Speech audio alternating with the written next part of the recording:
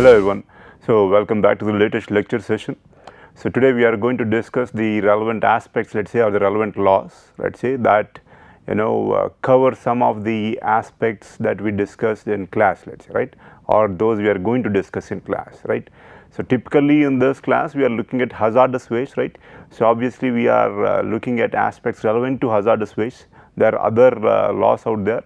But again, we did look at the relevant document, let's say, that was published in the Gazette of India, let's say, regarding this particular set of rules, and we looked at that in some detail. But we are still missing the bigger picture or the overview. That's what we are going to do today, let's say, right. So let's go forth. So let's look at some of the waste management rules that were promulgated or passed recently, let's say, right. Let's look at what we have, right. We have the plastic waste management rules 2016, and I believe again in 2018, right, they again amended that, and again as I mentioned in 2018, and e-waste and 2016 again. So biomedical waste 2016, construction and demolition waste 2016. Earlier this set of rules was a part of solid waste management, but now due to the booming construction industry and the relevant what do we say, issues associated with it, let's say, right, the people went ahead and classified them as in the rules relevant to the construction and demolition waste, let's say, separately, let's say, right. So thus we have this particular set of rules, right. And obviously we are looking at hazardous and other waste. Primarily we are concerned with management and transboundary movement, the rules of 2016. So this is what we are typically concerned with throughout the course, let's say, right. But we are just going to have we need some background obviously about what are some of the other some of the other rules that are relevant here, let's say, right. And obviously you are going to have the solid waste management rules now, right. Obviously we have other aspects, let's say, with respect to water, wastewater, and also air pollution, but we will touch upon them or talk about them very briefly here, right, because again we are primarily concerned with only the hazardous waste for this particular class, let's say. But obviously as you can see, there are other rules that deal with, let's say, biomedical waste, that is greatly relevant in the Indian context. Typically most of the biomedical waste, they just incinerate them, let's say, right, because of relevant issues. E-waste management, I believe we looked at a particular example, let's say, in this particular context relevant to Moradabad, let's say, right. But again, we know that the relevant issues are what do we say, they overlap here, let's say, right. For example, by dumping electronic waste at a particular site, let's say, right, you end up creating a particular contaminated site where, let's say, the hazardous and other waste rules come into picture. Why is that? Now you have soil and groundwater that's contaminated, and which with heavy metals, and which set of rules govern the particular or relevant aspects, obviously the hazardous and other waste, let's say, right. But again, keep in mind that e-waste management though is a separate set of rules for it, or has separate set of rules for it, right. So these are the some of the waste management rules, right. So let's move on. So some of the relevant aspects here, obviously they ensure that hazardous waste management rules, let's say, right. Again, it was, I think initially it came about in 1989 if I am not wrong, and then various amendments from time to time, right. So what are some of the relevant factors that push for these amendments, let's say, right. Obviously we are now moving from an agricultural economy to a more industrialized or industrial economy, right. So there are different or new sets of challenges. Obviously to be able to address these challenges, we need new guidelines and rules, obviously that is one particular factor. Other than that, you have these UN conventions, let's say, right, that most of the relevant countries are signatories to, right. Again, they set the standards, let's say, for other countries to follow, if I can say so. So some countries are obviously ahead of those standards, and some countries, depending on their economies, let's say, right, are behind those standards, but they set more or less a particular threshold, not threshold, if I may say so, right. Again, they set the standards that other people strive towards, right. So these are some of the aspects that are relevant, and obviously you have the relevant non-governmental organizations or public, let's say, that point out loopholes in the previous set of rules and such, and typically they are tried to address, or they are addressed, let's say, in the next set of rules now, right. So again, what are we typically looking for here? We are not looking at one or two aspects, but we are looking at management here, right? So that encompasses the complete cycle now, right? So it might include, let's say, the aspects relevant to the person handling or working with those wastes, let's say, right? So some of these wastes, let's say, are heavy metals, let's say, let's take an example, let's say, are used in different manufacturing process. So obviously even these aspects or process or those workers involved in the production of relevant products, let's say, that use these kinds of waste that are classified, these kinds of products that can be classified as hazardous, let's say, fall within the ambit of these rules, as in their health, their safety and so on, obviously comes into the picture, right? So then you have either you can go for recycling, you can go for co-processing, or you can again have the ultimate what do we say aspect, which is disposal now, right? Obviously with respect to disposal, let's say, or improper disposal, you are going to have to look at remediation, and that's where I guess people like us come into the picture now, right? So again, let's go forth and look at what are some of the aspects that hazardous waste management rules of 2016 plan to look at. Obviously safe handling, right? Generation. So during different process, let's say, or manufacturing or industrial process or such chemical process, you can end up generating some of these wastes that are products or compounds or chemicals that are classified as hazardous waste, right? That's what we are talking about here. So processing, let's say, right, again, we discussed this briefly. So they can be used in processing, let's say, or processing or during different process, they can what do we say, be some of the byproducts, right? So that's something that we have out here. So both of them, there is some overlap obviously. So treatment, let's say, right, even treatment of the relevant wastes. So packaging, let's say, storage is a huge issue, at least in the Indian context, as in that, let's say, the industries, let's say, though have or generate some waste, let's say, during their process or daily operations, let's say, right? So after that, obviously, they cannot dispose, or everyone cannot dispose the relevant hazardous waste on site, let's say, right? So what do they plan to do, or what can they do? So as we might have briefly discussed, they need to send it to a hazardous waste landfill, which in India we refer to as a TSDF, or treatment, storage and disposal facility. Typically you have one or at maximum two per state. There can be more, but typically that's what we have until now, that's what I observed until now, right? So they transport these wastes to the TSDF, let's say. So again, they can't do this every day, so they typically store it for a period of 3 months, let's say, before it's transported or such.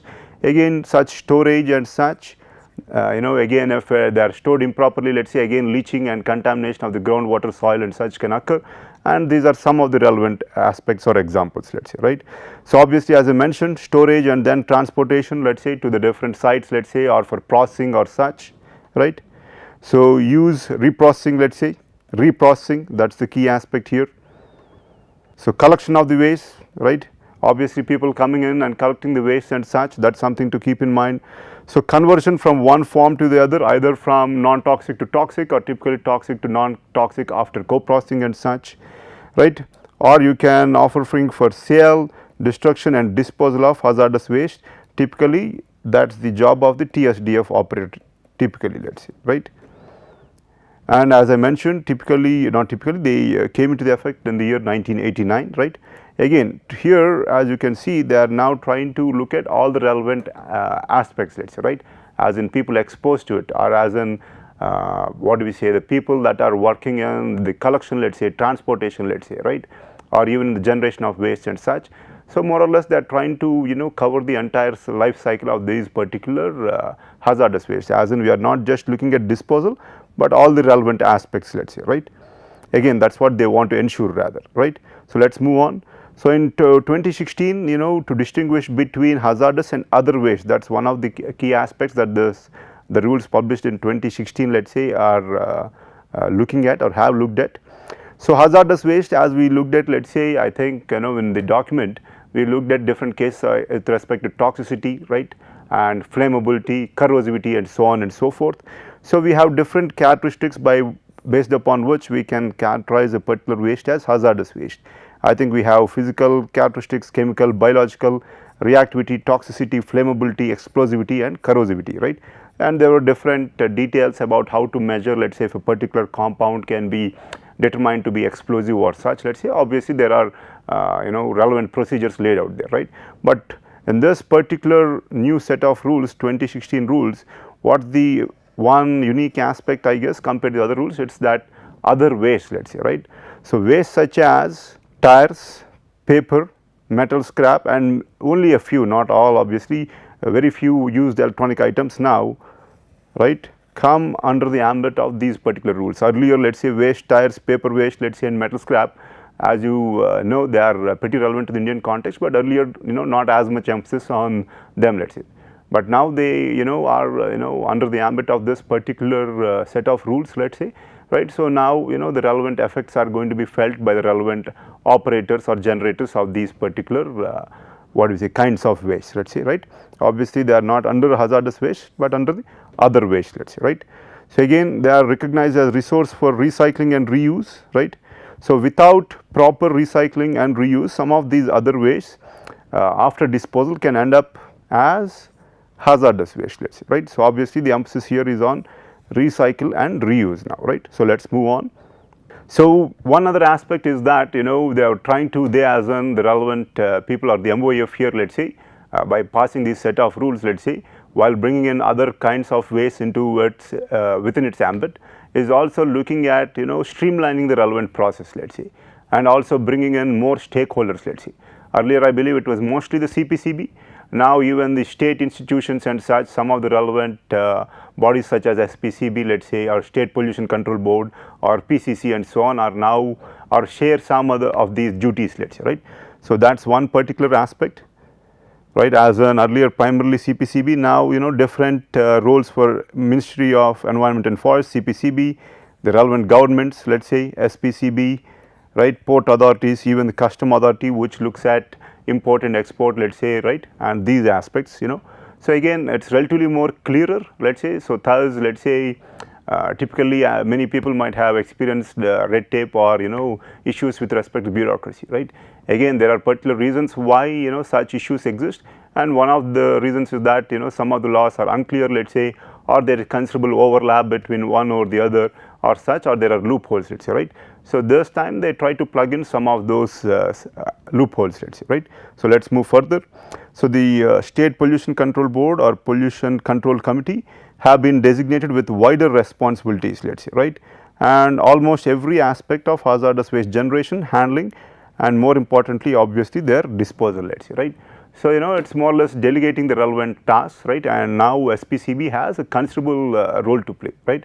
But again, for the relevant authorities or the people to imbibe the spirit and also either in letter or in practice, let us say, right, and get things rolling, that will take a few years. But again, the push needs to be there, and the push is from these particular set of rules, let us say, right. So, let us move further. So, hazardous waste inventory, let us just look at a snapshot of what we have. So, we have it from the years 2000 to 2016, and this data I believe is from CPCB. So, number of hazardous waste generating industries, as you see, there is a steady increase, right, 36,000 to 47,000, a considerable increase if I may say so, right. Hazardous waste generated in million tons, right, million tons per year. So, again even that is increasing, let us say, more than 10% increase out here, right, and that is what you see out here, or even 20% if I may say so, right. Again, as you see, we are at either more industries are now, what do we say, within the ambit, or we obviously have a more industrialized society, let us say, or economy, and thus you see you are going to observe such changes. And obviously, the relevant rules need to be able to stay ahead of the game, right. So, let us look at one other aspect, as in just framing laws is not good enough. Obviously, you need to be able to allocate resources, and in a country like India, let us say, this is one of the issues that we face, let us say, right. Obviously, we do not have enough resources for either enforcement, let us say, or even monitoring or such, or even for basic data collection, let us say, right. Obviously, we are more or less in the nascent stages of our particular growth. So, it does take time, but let us understand the picture. So, for example, in 2009 to 10, it was just 66 lakhs, let us say, right. Keep that in mind, let us say. And why is that? Because let us say if a site is contaminated, it takes maybe a few crores of rupees, let us say, to be able to really remediate that, right, really remediate, as in bring it back to more or less near its pristine state, let us say, right. You will never get it back to the original condition, or pre-spill condition, but again considerable amount of money, resources and such is required. So typically the emphasis should be on prevention, and that's something they are trying to do in, while passing these rules. We'll look at that later. But as you can see, if you look at the amount or resources that were put in, they were not as much. So in 2013-14 you see that there's a considerable increase, but that's because this 5.2 crore, let's say, is for looking at, let's say, the plastic waste, hazardous waste, municipal waste, biomedical waste and e-waste and so on and so forth, let's say, right. It's not only for the relevant to the hazardous waste and such management, let's say, right. So these figures are for hazardous waste and relevant management, let's say, but this figure where it's slightly higher, it's for what do we say, obviously all these other kinds of waste too that we just discussed now. And I believe this data is from CPCB now, right. So that's something to keep in mind. So let's move on. So what are obviously the sum of the applications now, right? Again, there are many aspects that are relevant here, but before framing or coming up with amendments, the relevant policy makers have some key aspects in mind, let's say, right? And they did spell them out, let's say, through various press bulletins or releases. Let's look at what they are. Or I guess obviously before we go further, we need to look at those, what do we say, wastes or such that are not under the ambit of this particular hazardous waste and other waste. As in, we did look at some of the other kinds of rules, but there are some general kinds, let's say, as in wastewater and exhaust gases. They come under Water Pollution Prevention and Control of Pollution Act of 1974, and there are further amendments for that. Air pollution, again 1981, the relevant act, right. And waste arising out of the operation of ships beyond 5 kilometers of the relevant baseline, as in there is a way that they define the shoreline based on the relevant tide level, I believe, right. And so from that particular baseline 5 kilometers beyond that, obviously, let's say, there are different rules, and what are they? So that they are covered by the Merchant Shipping Act, right. Radioactive waste, again keep that in mind that they are not under hazardous waste, but we have a separate act that looks at the radioactive waste, let's say, right. So that's something to keep in mind. And many hospitals, labs and so on have what do we say, considerable amounts of radioactive waste, let's say, right. Why is that? Obviously, many of these analytical pieces of equipment or even critical medical care equipment have what do we say, radioactive material in them. So either their handling or their disposal is a critical aspect. Maybe not as much attention is paid in that regard. We end up just stockpiling them, and maybe a relatively foolhardy manner, if I may say so, right. Again, that's one aspect to look at, let's say. But again, that's something to keep in mind, that radioactive waste do not fall under the category of hazardous waste. Obviously, biomedical waste, right, again they do not fall under the category of hazardous waste. This is something we looked at. And other waste such as municipal solid waste, again they are not classified under hazardous waste. There are different sets of rules. Again, for hazardous waste, as in typically, let's say, you conduct the TCLP test, look at the thresholds for different contaminants that are listed in different annexures of this particular hazardous waste rules, and then you go about looking at, let's say, or trying to characterize a particular waste as either a hazardous waste or non-hazardous waste, which would then fall under the ambit of these municipal solid waste, let's say, right. So let's move on. So as we were discussing earlier, what were some of the key aspects that the policy makers were trying to consider or look at, let's say, when trying to address these aspects or come up with these sets of rules now, right. So burning or incineration, which is followed widely in the Indian context, let's say, right. And again, emission of very toxic, these dioxins and furans are remarkably toxic compounds, let's say, right, remarkably toxic, right. And obviously mercury and some other heavy metals. So looks like these were what do we say, at the top of their mind, let's say, or priority. So air pollution and associated health problems from burning and incineration. So disposal in water bodies or in municipal dumps, as in hazardous waste is dumped in municipal dumps. Again, this is a dump, not a landfill, right. So you don't have an impermeable layer beneath that will stop or inhibit the leachate that's generated from this municipal waste, right, or the transport, or it will not inhibit the transport of this leachate, let's say, right, that's going to be generated from this decomposing municipal solid waste, which might also have, or which typically has, different kinds of hazardous waste in the Indian context, let's say, right. So obviously that's something that they wanted to look at or address, right. And from that, obviously we have toxic releases due to leaching into land and groundwater. And more importantly, they were also concerned with the workers employed in unscientific practices, let us say, of either handling or disposal, let us say, suffer from neurological diseases, skin diseases, genetic defects, cancer, and so on, let us say, right. So, 3 or 4 major aspects, I believe, right. So, thus what were they trying to look at? It is that the management needs to be systematic, as in the entire life cycle of a particular set of or the relevant hazardous waste needs to be looked into, and we need to take a holistic approach, right. That is what we need to look at, or they need to or wanted to look at, and that is what they have been trying to incorporate, let us say, right. So, again how are these rules brought about? Let us say, typically we have the MOEF that publishes them and the Gazette of India. I think that is something that we have seen, let us say, right. But how does that come about now, right? So, first the draft hazardous and other waste rules were published in July 2015, and then suggestions or objections were invited, and then let us say the draft rules were also shared with obviously industry associations, central government ministries and state governments, let us say.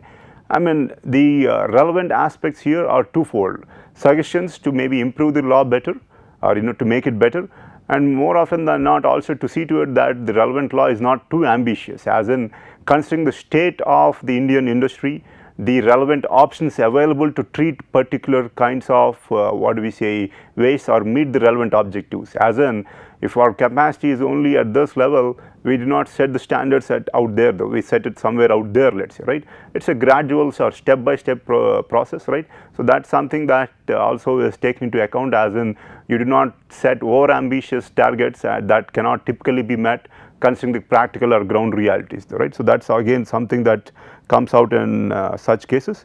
Again, so looks like 473 or so suggestions and objections were received from various such institutions that we discussed about, and working group comprising technical and subject experts, let us say, considered them, and then the relevant rules, what are they? Hazardous and other wastes, and now they also added this management and transboundary movement rules of 2016 were published by the MOEF, let us say, right. So, that is what we have out here. So, let us move on. So, proper hazardous waste management, let us say, right.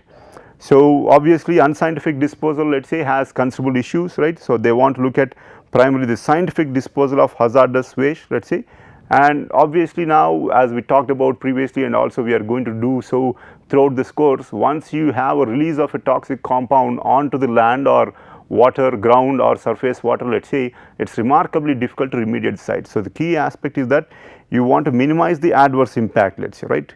So, typically prevention is obviously better. So, they are looking at, let us say, disposal at captive treatment facility, at different TSDFs, or at the generators of the waste itself. As in, you can have one TSDF operator per state, or 2 in general, or at maximum, or the industries also can apply for relevant permissions and set up the relevant infrastructure such that the hazardous waste can be stored there, but typically that is not done though, right. Again, there are different issues because it might not be uneconomical, and also different kinds of what do we say, people or experts are required. Again, that is not feasible in the long term for most industries to have individual waste, or to have individual treatment facilities, let us say, right. Again, so what do we have currently? We have 40 TSDFs in 17 states, so you get the picture, right. So, hazardous waste and other wastes are can be used or used as raw material by industries involved in the recycle of such waste, or as supplementary resource for material and energy recovery. So, now one of the aspects that this particular set of rules pushes for is that they are laying a great emphasis on recycling of waste and also using it as a supplementary resource, let us say, right. So, that is something to keep in mind. So, there are again only registered recyclers can get that, and not many, as you can see, right. So, if you want to give out or sell your particular waste that is classified as hazardous waste for recycle, let us say, only these authorized recyclers obviously can handle those relevant waste, let us say, right. Again, one example is that for cement plants are permitted for co-processing for certain kinds of waste, let us say, right. And again, 108 industries permitted for utilization of hazardous waste, let us say, neither energy recovery or co-processing or such, let us say, right. Again, as you see, when you look at the numbers, it is not a lot, but obviously now that the relevant standards have been set, there is going to be a push towards, let's say, this particular aspect of recycle of hazardous waste, co-processing or such, let's say, right. So, let us move on. So, again we did discuss these salient features, but we will just have a quick overview, right. So, one aspect is that other wastes were included, and that is how we expanded these set of rules, right. And waste management hierarchy has been incorporated, we will look at that as an primary emphasis on prevention, obviously, right. So, what are some of the aspects here, right? I mean, there needs to be a holistic picture. So, again we talked about the entire cycle, and that is what we are going to look at. The primary emphasis is on prevention, right. If not, then minimization, if not, then reuse, let us say. Again, as we see, only some industries were able to went ahead with applying for the relevant permits for reusing it, as we saw earlier, right. And then recycling, let us say, right, recovery from this particular waste that might be disposed, let us say. So, if I have some hazardous waste and general waste, let us say, the entire waste might end up being classified as hazardous waste, or it might be toxic. So, recovery, let us say, of those materials that might lead to toxicity, let us say, or as we mentioned in the context of cement plants, co-processing, and if nothing works, then we come to safe disposal. So, now you see that this is the hierarchy that the relevant set of rules are trying to promote, let us say, right. So, again co-processing, let us say, is preferential mechanism over disposal. Again, as I mentioned, this is the list or order of priority list, let us say, right. And again there is an approval process, let us say, right, and I believe there was one earlier too, but now along with some of the other issues relevant to even disposal of the waste or such, even for co-processing and such, they have streamlined that, let us say, right. So, they have streamlined these relevant aspects, let us see. Let us move on. So, what are the other aspects? So, again import and export, right, permissions and relevant aspects, let us say, right, they have been revised stringently, and I believe that is based on the UN convention, the Basel convention, if I am not wrong, we will look at that. And now I guess more stringent requirements of what do we say, inventory, let us say, so that include the returns from the relevant hazardous waste, let us say, and such. And also now there are very stringent rules about even hazardous waste being transported from one state to the other. For example, if hazardous waste is generated in Uttarakhand, it cannot be transported to some other facility in what do we say, Uttar Pradesh, Delhi or Haryana. Obviously, it has some advantages and some disadvantages too, but again that is what they have gone with, let us say, right, indicating the stringent approach, let us say, for management of hazardous waste, let us say, right. And again infrastructure, let us say, has been prescribed, right, and also these SOPs or standard operating procedures have also been prescribed, let us say, as in for a particular waste, let us say, right, you are going to have certain kinds of a particular kind of SOP, let us say, right, that will allow people to, let us say, not deviate from or rule out any confusion or such, let us say, right. This is one worthwhile aspect that came about, let us say, right. So, let us move on. Again procedure it has been simplified to, as in to get the relevant approvals or such or processing, let us say, right, as in now a single window clearance for setting up of TSDF or even a hazardous waste disposal facility, and also for import of other waste, right.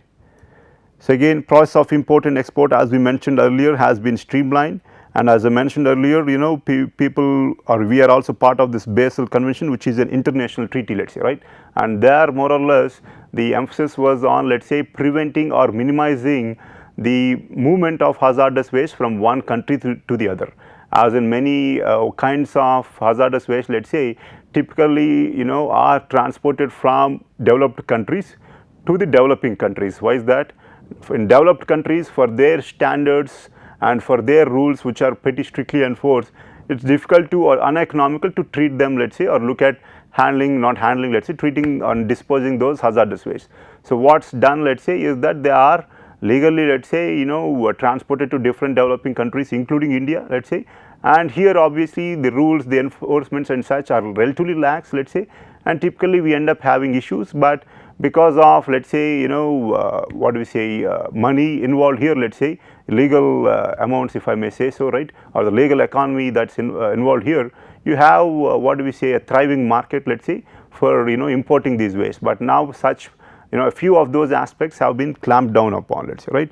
So, again import of, but there are exceptions obviously, metal scrap, paper waste and some categories of electrical and electronic equipments primarily for reuse, let's say, have been exempted, let's say, from having the need for permission, as in you don't need permission. Obviously, you are, if you are importing paper and a few kinds of electronic waste and such, let's say, for reuse though, right? Okay. So again, as we mentioned earlier, standard operating procedures specific to the waste type, and also the key aspect is that they want to safeguard the health and the environment from waste processing industry, let's say, right, not waste processing industry or during waste processing, let's say, right. So again, SOPs and also some infrastructure to safeguard the relevant health and environment, let's say, right. So let's move on. And as we mentioned earlier, now the state government has a greater role to play, or the onus has been shifted slightly from the CPCB or the Central Pollution Control Board to the State Pollution Control Board, let's say. So what are some of the aspects that they need to look at, let's say. So typically, as you know, you have industrial clusters, maybe state industrial development corporations and so on. So now it's the role of the central, or the job of the central or state government, pardon me, to set up or allot industrial space or shed so that, you know, they can be used for recycling, reprocessing, or utilization of these hazardous and other waste, let's say, right. So it's more or less the government's job out here, specifically the state government's job, right. And more importantly, as we discussed again in this particular aspect of these 2016 rules, are, you know, equally importantly, let's say, the health of the workers is a priority. There were considerable issues, right, with people, you know, suffering from the toxic or carcinogenic effects of various, you know, while working, let's say. So here they need to register, they as in the state governments needs to register all the workers involved in the recycling, pre-processing and other utilization and even the disposal relevant activities of related to the hazardous waste, let's say, right. So that's something to keep in mind. And again, obviously provide the relevant workforce required to be able to do that particular aspect, and also, you know, undertake industrial skill development, let's say, right, or impart training and such to ensure the safety and health of the workers, right. So you can get an idea about what are some of the aspects that are they are pushing for, let's say, right, or trying to improve upon, right. So again, the processes generating hazardous waste has been reviewed, right, and because obviously the industries are, you know, modernizing, right. As in, if you looked at the previous set of rules or even this set of rules, let's say, relevant to hazardous waste, you are going to have a list of processes that are classified as, you know, process that are lead to generation of hazardous waste or involve utilization of hazardous waste, let's say, right. So that is typically useful in identifying generators or occupiers of hazardous waste, as the term goes, right. So again, these lists were obviously reviewed. So list of waste constituents with again the standards for the concentrations, let's say, have been revised based on the relevant standards, international standards, let's say, right. So again, some items were prohibited from import, let's say. So we have the waste edible fats and oil of animals or vegetable origin, let's say. Household waste, no more. So reused or used critical care medical equipment cannot be what do we say, imported. Tires for direct reuse purposes, as in, let's say, somebody use this a particular set of tires abroad, let's say, right, and maybe for their standards they cannot use those tires further, but they are sometimes, or there is a thriving market where those tires are, you know, imported to India and then used for only a few or relatively lesser time, let's say, and then disposed of. So we end up, we as in, let's say, the emerging economy, let's say ends up bearing the brunt of these kinds of waste, let's say, right. So that's one of the reasons I believe that they looked at this particular or banning this particular kind of import, and also solid plastic waste, including certain kinds of bottles, let's say, right. And most waste of or electrical waste and electronic assembly scrap, most of them were stopped from import. So this is a very important aspect in the Indian context, let's say. There is a thriving economy until there is still one for the local electronic waste, but at least they stopped the import of the waste from abroad, let's say, right. So other chemical waste, especially in solvent form, right, those are generic aspects. So state government is authorized to prepare an integrated plan, but from what I have seen or observed in the past 2 years, it's been 2 years since the rules came into effect, 2016, the system is yet to be, you know, is yet to, what do we say, develop the infrastructure or the relevant manpower or the resources required, let's say, to be able to address the relevant objectives set out in these rules, let's say. We are still far out, but again, it pushes for the state government to develop an integrated plan for effective implementation of these provisions, let's say, right, and then relevant reporting to the MOEF but from what I have seen when I have looked at data or the relevant field visits, this isn't the case yet anyway, right. So SPCB is also mandated to prepare an annual inventory of waste generated, recycled, recovered, utilized, including co-processed waste that was re-exported and so on and so forth by September 30th of every year, let's say, right. Again, so what's the relevant aspect that people are looking at here? They want to look at getting the relevant data, let's say. Without data, I do not know how much has been generated earlier or where the waste is going to, and so on and so forth. So such record keeping and then reporting, let's say, will allow for analysis of the relevant system to be able to make it better, let's say, right. So that's one particular aspect that we have out here. So responsibilities of the occupier, let's say, what do we have out here? So obviously waste management hierarchy, as in disposal last and prevention first, right. That's what they want to look at. Responsible for safe and environmentally sound management, again these are listed in different rules and such, let's say, right. So the waste generated in the establishment of the occupier shall be sent to an authorized actual user, let's say, who can reuse it, recycle it, or dispose at a authorized disposal facility, let's say, right. And hazardous and other waste shall be transported from an occupier's establishment to an authorized user. Again, there are different or rules, let's say, that are prescribed within these set of rules that lay out the way that hazardous or the procedures to be followed when transporting hazardous waste, let's say, right. So that's something to be, or that is now the onus of the occupier, right. So again, who intends to get its hazardous waste treated and disposed by the operator of for a treatment, let's say, of TSDF, will need to provide relevant details of the relevant waste, let's say, right, as an, let's say, toxicity characteristics and so on, let's say, to the relevant operator, right. As in more detailed the information, the more easier it is for the TSDF operator to either treat it or dispose it, let's say, in the relevant landfill or the hazardous waste landfill or such, let's say. And that again is on the onus is on the emphasis of the occupier. But from what I have observed, typically though they look at the waste characteristics at one particular time, and they more or less consider that the waste that the relevant industry generates throughout its maybe next set of a few years, let's say, right, is more or less the same kind of waste and go ahead with it. But that's what is happening out there in practice, let's say, right. So let's move forth, let's say. Again, they need to manage the hazardous waste, let's say, right, prevent accidents and limit their consequences on human beings, as in even when there are accidents, let's say, they are not reported, right. And here obviously the onus is on preventing the accidents and the relevant issues on human health, but again that's something we are playing catch up with.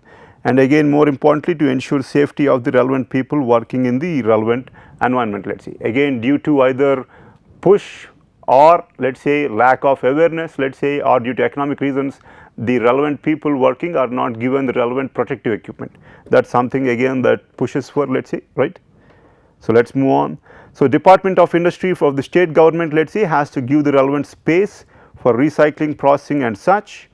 Department of Labor looks at the aspects relevant to registration of workers and such. As you can see, they are delegating the relevant tasks, right. This is something we discussed, or with providing the relevant workforce to set up such facilities, and also for skill development. That's the job of Department of Labor. Department of Industry needs to provide for these space and infrastructure requirements while setting up these industrial parks and such, right. And Department of Labor, so again integrate, every state government may prepare an integrated plan, right. This is something we talked about, and report that to the MOEF, let's say, right, every year. But again, as you see, they are trying to put the onus on state governments, let's say, right, rather than having a centralized approach, but that will take time again. Why is that? Typically, let's say, manpower is pretty short, let's say, or these SPCB or such, let's say, or such organizations face severe manpower crunch, let's say, right. Typically around 70 or 60% of the relevant posts are left unfulfilled, let's say, or unfilled, and thus you have relevant issues. But again, we are moving in the right direction, but obviously it's going to take time and more effort, and one step in this direction is the set of hazardous waste and which are hazardous and other waste, the transboundary and movement rules of 2016, I guess. So I guess I took up considerable time, so I will end soon, but I want to look at one particular snapshot of data which is from Ghaziabad, let's say, right.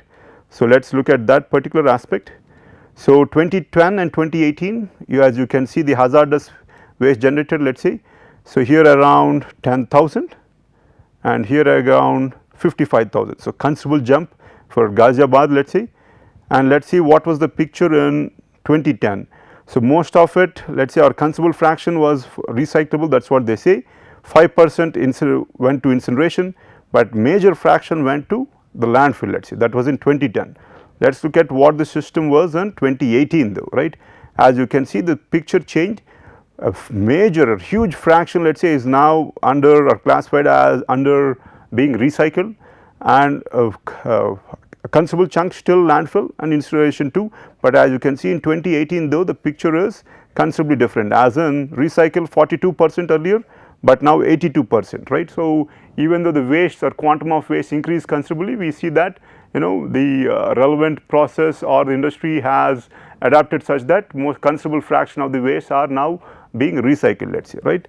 So we talked about some of the process that lead to hazardous waste generation and such.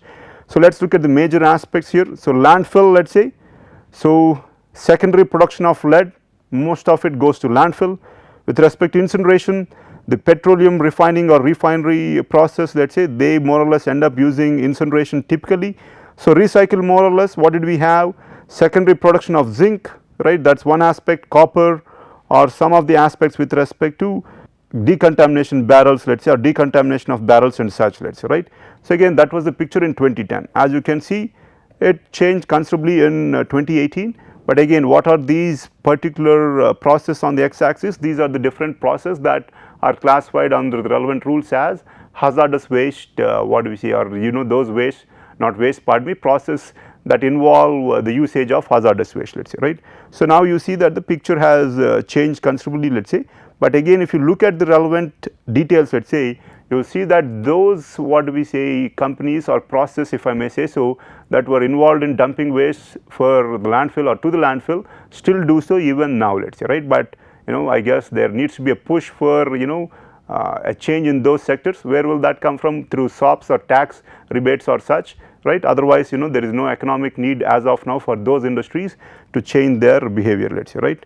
So again, that is the picture that we have out here, let us say, right, and that is the case out here. Again, we looked at that earlier, so I am not going to look at it again, right. So again, as I mentioned, we took considerable time today. So with that, I am going to end today's session, and thank you.